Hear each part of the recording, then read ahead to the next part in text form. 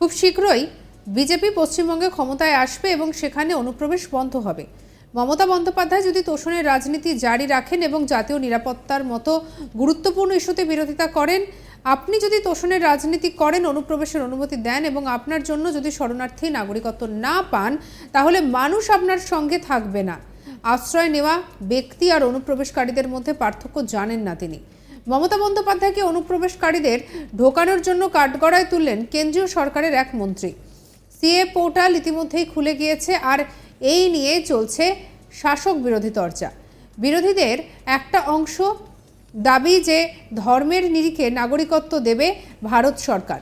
বৃহস্পতিবার সকালে একটি সর্বভারতীয় সংবাদ সংস্থাকে দেওয়া একটি সাক্ষাৎকারে অমিত শাহ জানান, রাজ্য সরকার যদি এই রিপোর্ট না দেয় তাহলে তা সমস্যা হবে। তবে এই দিন আর দূরে নেই যেদিন বাংলায় বিজেপির সরকার হবে। আমরা অনুপ্রবেশ রুখব। আপনি যদি তোষণের রাজনীতি করে অনুপ্রবেশের অনুমতি দেন এবং আপনার জন্য যদি শরণার্থী নাগরিকত্ব না পান, তাহলে মানুষ আপনার সঙ্গে থাকবে না। আশ্রয় নেওয়া ব্যক্তি আর অনুপ্রবেশকারীদের মধ্যে পার্থক্য জানেন না মমতা বন্দ্যোপাধ্যায়। কি বলছেন অমিত শাহ, শুনবো। तक घुसपैठ हुआ है और कब से हो रहा है? देखिए, इसके अधिकृत आंकड़े जब तक राज्य सरकार कोऑपरेट न करे, ढूंढना बहुत दिक्कत होती है, क्योंकि कलेक्टर के हाथ में पूरा मशीनरी और डिटेंशन कैंप की बात, अगर वो दिन दूर नहीं है जी, वो दिन दूर नहीं है कि वहां पर भी भारतीय जनता पार्टी की सरकार आएगी और हम इसको कड़ाई से रोकेंगे। इसीलिए तो आपको चाणक्य कहते हैं पॉलिटिक्स। नहीं, मैं मानता हूं कि अगर इसी प्रकार की पॉलिटिक्स आप करेंगे, इतने महत्वपूर्ण राष्ट्रीय सुरक्षा के मुद्दे के साथ अपीसमेंट की पॉलिटिक्स कर घुसपैठ होने देंगे, जो शरणार्थी आए हैं उनको नागरिकता देने का विरोध करेंगे, तो जनता आपके साथ नहीं रहेगी। ममता जी को शरणार्थी और घुसपैठिए दो शब्द के बीच का अंतर ही मालूम नहीं है। मालूम नहीं है या जान के नहीं कर रही? अब मैं तो जो बोलती है वो सच मानता हूं, इसलिए कह रहा हूं मालूम नहीं है। মমতা বন্দ্যোপাধ্যায়কে তিনি সাফ জানিয়ে দেন, আমি মমতা ব্যানার্জিকে বলতে চাই, রাজনীতি করার অনেক মঞ্চ আছে, দয়া করে বাংলাদেশ থেকে আসা বাঙালিদের ক্ষতি করবেন না। আপনি নিজেও একজন বাঙালি। বিভেদ তৈরির চেষ্টা করছেন মমতা বন্দ্যোপাধ্যায়। কি বলছেন অমিত শাহ, শুনবো। ममता बनर्जी पे आती हूँ। चीफ मिनिस्टर ने कहा है कि बीजेपी जो है ये हिंदू मुसलमान का खेल कर रहे हैं और उन्होंने ऑडियंस को कहा कि आपकी प्रॉपर्टियां छिन जाएंगी, आपके बच्चों का एजुकेशन खत्म हो जाएगा, आपको डिटेंशन कैंप में भेज दिया जाएगा और डिटेंशन कैंप ऑलरेडी हैं। तो ये सीए के जरिए 15 से लेके 20 लाख लोगों की सिटीजनशिप छीन ली जाएगी। देखिए, मैं ममता जी को करबद्ध निवेदन आपके इस कार्यक्रम के माध्यम से करना चाहता हूं। पॉलिटिक्स करने के हजारों मंच है, प्लीज बांग्लादेश से आए हुए बंगाली हिंदुओं का हित मत करिए। आप खुद बंगाली हैं। बांग्लादेश से जो बंगाली हिंदू आए हैं, इनको नागरिकता देने के लिए एक कानून है।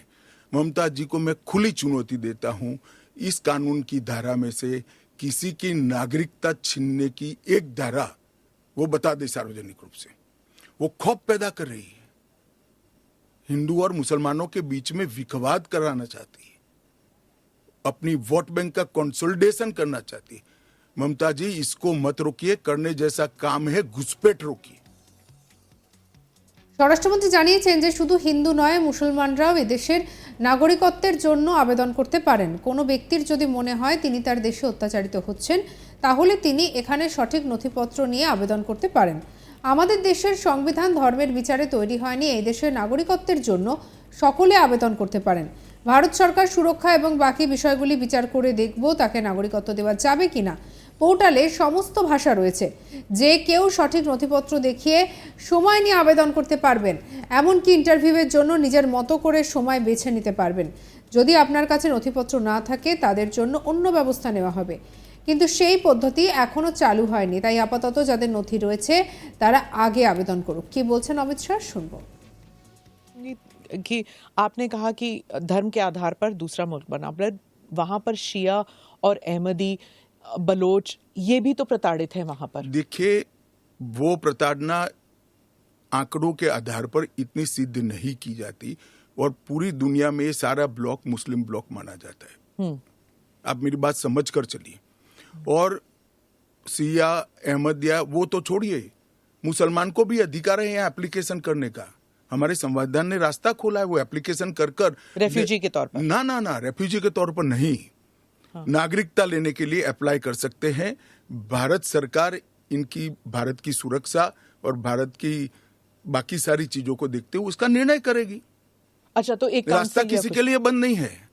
अच्छा। ये स्पेशल एक्ट इसलिए बनाया है कि ये किसी भी वैध डॉक्यूमेंट के बगैर शरण में आए हैं, बॉर्डर क्रॉस कर आ गए हैं। तो अब आपने पोर्टल भी खोल दिया है, उसमें वो सारे डिटेल्स करेंगे। वो पोर्टल सुरक्षित है और अगर किसी के पास दस्तावेज नहीं है तो क्या अब वो ना नागरिक है, ना माइग्रेंट है, ना रेफ्यूजी है, क्या बन जाते हैं? देखिए, मैं आपको बताता हूं, जिनके पास दस्तावेज नहीं है इसका रास्ता हम बाद में ढूंढेंगे, परंतु जिनके पास दस्तावेज है वो मेरे एक रफ अंदाज से 85% से ज्यादा है। और कितनी देर लगेगी, क्योंकि उन्हें एक ओथ भी लेना पड़ेगा? हमने वो कोई सब- समय मर्यादा नहीं रखी है। अच्छा, आराम से सब लोग एप्लीकेशन करें। मैं सबको अपील करता हूं, आप आराम से करिए। ये एप्लीकेशन देश की सभी भाषाओं में है। आपकी भाषा में आप डाउनलोड कर सकते हो, एप्लीकेशन कर सकते हो, और आपकी समय की अनुकूलता से भारत सरकार आपको इंटरव्यू के लिए बुलाएगी और डॉक्यूमेंट की ऑडिट के लिए बुलाएगी। और वो फेस टू फेस इंटरव्यू होगा या फिर या फेस टू फेस होगा, face to face? Original document लेकर आना पड़ेगा। और अगर वो सेकंड जनरेशन रेफ्यूजीज है, मतलब अगर उनके बच्चे हो गए हिंदुस्तान में, 15 अगस्त 1947 से लेकर 31 दिसंबर 2014 तक जो भी आए हैं वो और उनके बच्चों का भारत में स्वागत है। মুখ্যমন্ত্রী বুধবার বলেন যে যদি সিএ এবং এনআরসির মাধ্যমে কারো নাগরিকত্ব কেড়ে নেওয়া হয় আমরা চুপ থাকবো না, এর তীব্র প্রতিবাদ করব। তিনি আরও বলেছেন যে এটি বাংলা, আমরা এখানে সিএ কার্যকর হতে দেব না। কি বলেছেন মমতা বন্দ্যোপাধ্যায় শুনব। বাংলায় আমরা থাকতে কোনো ডিটেনশন ক্যাম্প করতে দেব না, কোনো এনআরসি করতে দেব না, কারো অধিকার কাটতে দেব না, কাউকে বঞ্চনা করতে দেব না, কাউকে লাঞ্ছনা করতে দেব না। এর জন্য যদি আমার জীবনও যায় আমি জীবন দিতে তৈরি। বাংলার মানুষের অধিকার আমি কিছুতেই কাটতে দেব না। আমি সব রাজ্যকে বলবো আপনারাও একে একে তৈরি হন। রমজান মাস চলছে, শান্তিতে রোজা করুন। সঙ্গে রাখুন আজ তাক বাংলাকে অন্যান্য খবরের জন্য। সাবস্ক্রাইব করতে ভুলবেন না।